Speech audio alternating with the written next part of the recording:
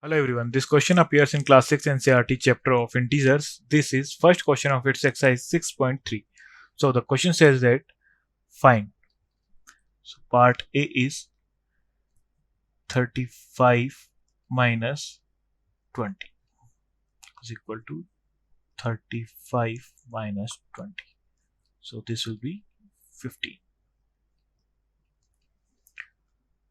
72 minus 90 is equal to 72 minus 90 is equal to 72 में से 90 subtract करेंगे तो आंसर हो जाएगा 90 minus 72 करेंगे देन होगा 18. The bigger number is negative so sign हमारा नेगेटिव रहेगा. C part is minus 15 minus 18. So minus 15 minus plus हो जाएगा तो then plus 18.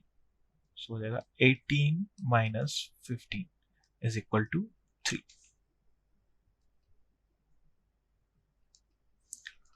Minus 20 minus 13 is equal to minus 20 minus 13 is equal to minus sign common ले लेंगे 20 plus 13. So सम हो जाएगा हमारा 33. So फाइनल आंसर होगा minus 33. 23 minus 12. 23 minus plus हो जाएगा plus 12 हो जाएगा. The sum will be 35.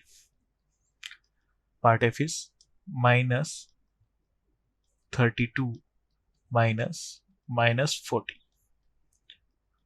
Minus 32 minus plus 40.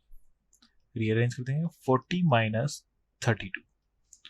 So this will be 8. Thank you.